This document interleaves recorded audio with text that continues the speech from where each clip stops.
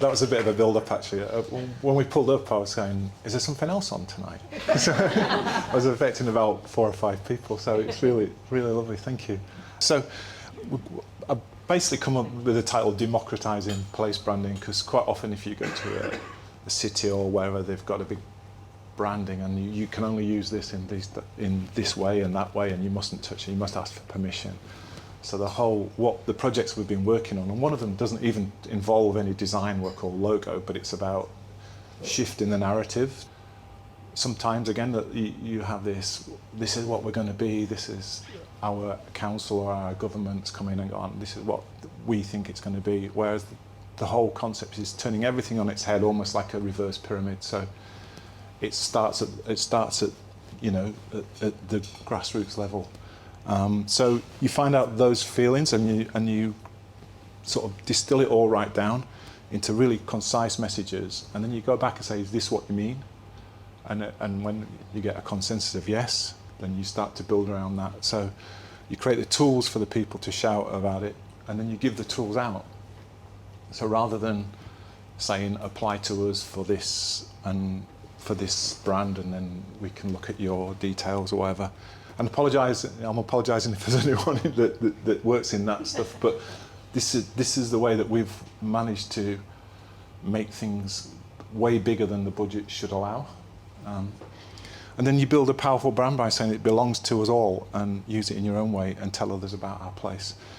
So Totally Locally is, this wasn't my description, this was a press description, a grassroots people-led high street movement. And then I put on this is a democratised brand in probably the biggest way possible you could ever have. So it's free, it's an open source marketing kit for any town to download and use.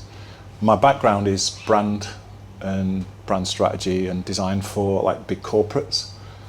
And I had this thought, well, how would that be if you took the stuff that you do for like a big organisation, a big corporate, and gave it out to small businesses and that couldn't afford that, and just see what they could do with it.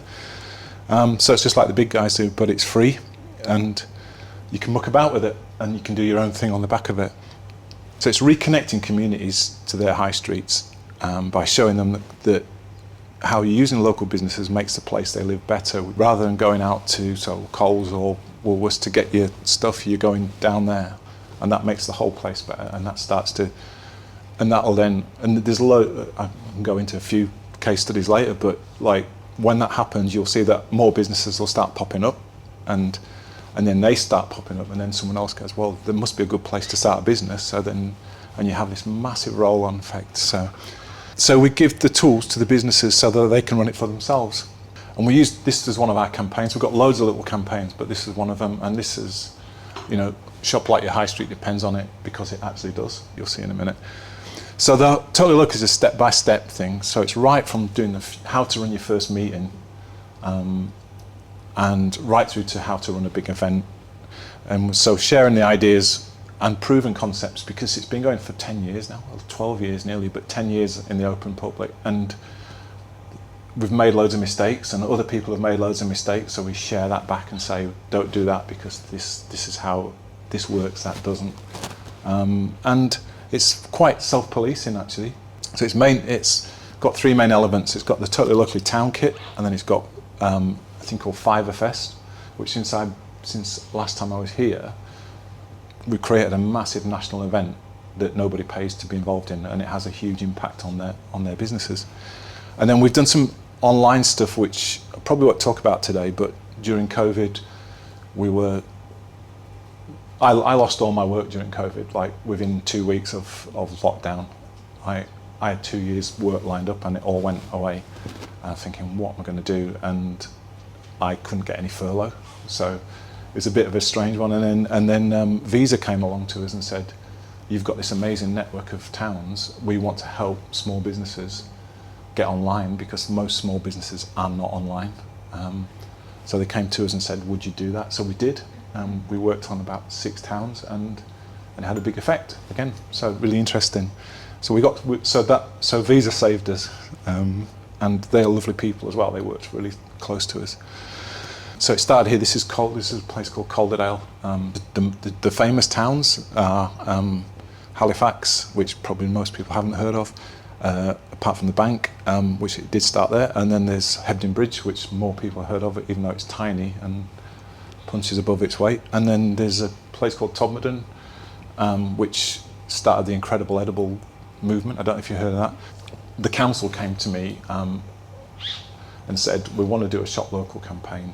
We've got a small budget, would you do it? So we got loads of things together, and it went mad. It went absolutely mad, just that message really, and it tied it all together. So it's based on that, the £5, and there's we thing called the magic tenner, which you were talking about earlier, Corbin, like the fact that if you spend your money in one place, local businesses tend to spend with other local businesses. And we did a whole study on that, and we've got a campaign there that you can use to explain that. That's a real life case study, by the way, and it just shows the links of just one tiny shop in near Nottingham. That local supply chain, it's the whole idea that it grows and grows and grows very quickly, so the exponential growth. So the fact that it started, this is Andrea, who has a farm shop near where I live, and I just got chatting to her one day, and she said, how many local businesses do you work with? And she said, well, and so we sat down and worked it all out. She had 33. And then we went to 2 of those and asked them, and they had 20. So at that top level, you've 600 businesses all linked on one level. So if you go up another level, you've got thousands of businesses all linked together, and one of them failing affects everybody, and you see this web of businesses all working together, and how that can affect a huge community. And when you start adding to that, that's the thing that we found, that people then all of a sudden started, well, I'm going to try and get some more. So when you start adding to that, it starts to grow, and the economy gets stronger, and a lot more sustainable.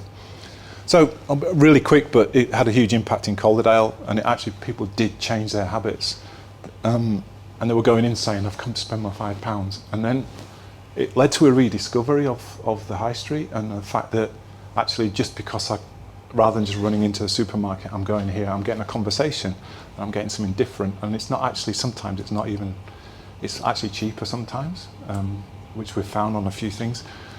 And then, so yeah, it really did work, and it started to grow quickly, and then we got loads of press interest, and then I got loads of people saying, can we come and do it in our town? And I just was like, the ingredients needed for this is just a collaborative bunch of people who love their town and want to share it with others, which is where we come into the whole place brand and things. And we always say there's no rules apart from one, and we say that.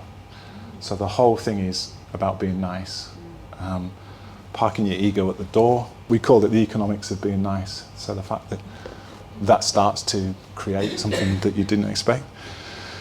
So it's about people just doing it, no permission needed, and including everyone, even if they told you that it's a load of rubbish at the beginning. So when you'll know yourselves if you've tried to do something in a community and then you start it, I'm not doing that, it's crap, we've tried it before, it doesn't work, blah, blah, blah, blah. Let me think about it then. and then, or it's all right, they did it, but it's different over there, it's not, it's all the same, it's all the same. And so the whole idea is, and then when somebody goes, oh, it is working, can I come on board? You've got to go, yes, of course you can.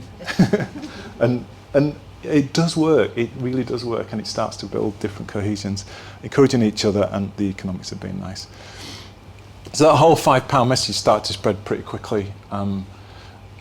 We've looked at it, how many towns have actually used the kit and then gone on to do other things as well, and it's about 130 towns in the UK, which is quite a lot, but also we've had some in France, some who translated it through volunteers, and then gave it back for other French towns to use. No one's done it yet, but you know. Town groups basically own the brand, and it comes back to what we're talking about, and they can do what they want with it as long as they stick to a few really simple rules. So you know, you don't mess with the logo, and it's about independent businesses, not about supermarkets and things like that. As part of the kit, we always used to have you do your £5 message, and then you do an event. So you say the whole town, or as many that want to get involved, put on a £5 special offer, which we're probably going to have to look at now that inflation's going so crazy at the moment. $10, yeah. But so the people in Waiheke Island did a $10 town thing. It was really successful.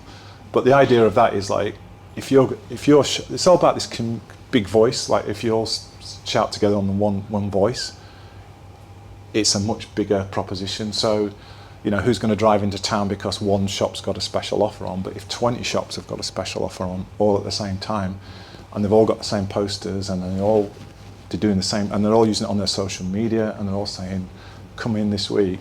People come, they do come, and they spend. And then we have a thing where you say, "Look, you put your offer in the window, but then you do a few extras, and you put more in a pile, and you swap.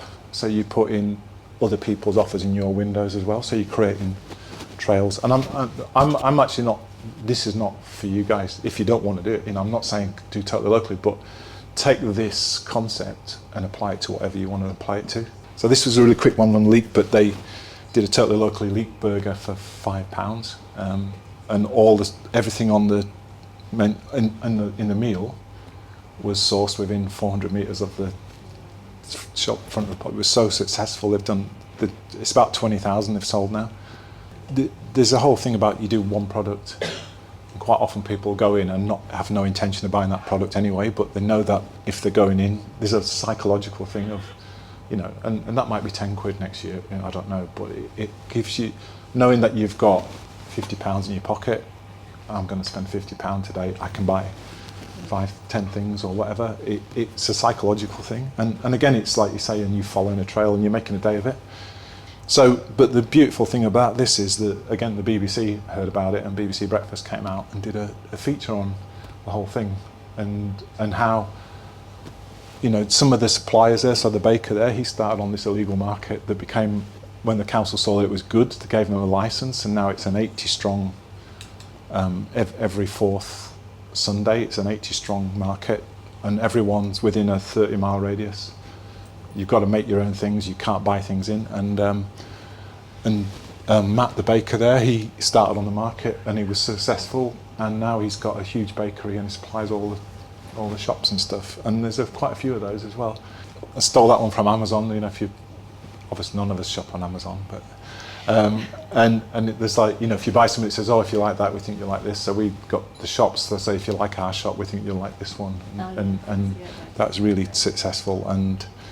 And then going back to that, suppliers, how many suppliers you got? There's a poster to say when you eat and drink with us, or when you shop with us, you shop with another 55. I think the most we've found is 103 suppliers someone's had. People love seeing collaboration, and people don't expect shops to recommend other shops. And so the whole thing on this is like, they're not your competition, they're your allies, you know. So there's even a newspaper template you can download. There was a load of articles already in there. And then this is Declaration of Independence, which I was quite proud of that title. And that was done collaboratively with the group.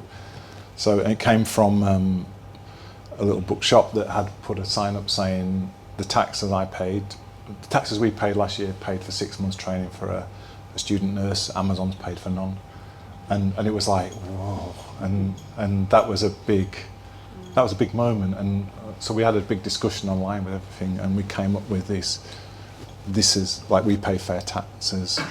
There's actually $1 one as well. Spending £10 with us means up to £50 going back into the local economy, which is the multiplier effect. So there's loads of stuff. Yeah, that's just some of the few things, and then you'll see the did you know there, and what's made locally, and it's all to download. And then we just say, use the kit, talk to others, do something new, share experiences. And we have a thing like, say, look, it doesn't matter if you use it for 6 months and then go on to something else, or use it for 2 years or 5 years or whatever. It doesn't matter, because as long as you've started a spark, you know, and even if you don't use any of it, if it starts a spark and you start doing things on your own and without waiting for someone else to do it, job done really. Because like I say, we don't get anything out of it other than I get a few trips now and then, you know. It's just a seed to get people thinking differently, and once people get confident, they start to do it. And this was a lady called Leslie who runs a little florist in a little very, very unglamorous town called Brighouse. I'm going to do a market in Brighouse. No one's and down the main. I want to do it down the main street. And everyone's like, what? Nobody wants to go there. And they said, I want to call it the totally locally market. And I went, yeah, fine. And we helped her and we worked it on it. And everyone was going, no one's going to go. And 3,500 people turned up. And then this woman came up to me and going, and we were stood there going, this is brilliant. And then this woman came to me, you're a disgrace. I said, what do you mean? She said, I've come here, there's nothing here. And I said, of course there is. And I looked, and then everyone's packing it, and we've sold out. So and then Leslie, I mean, it was Leslie, and you know, it wasn't us, but she got to use the brand. Which what we're talking about here is, again, it's she got to use a brand that people understood that if they turned up there, this is what they're gonna get. And then from that point, the council then turned around and said, too many people came, so you can't do another one.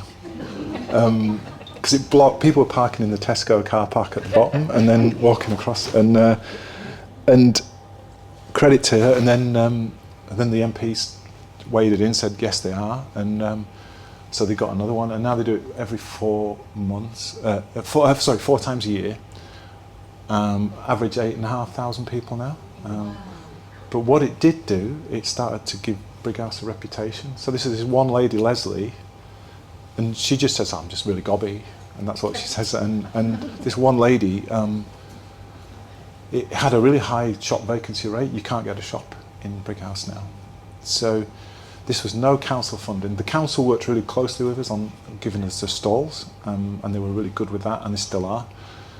But it was Leslie and a couple of mates that have taken a town where nobody wanted to go to a place where people look at and go, how did they do that?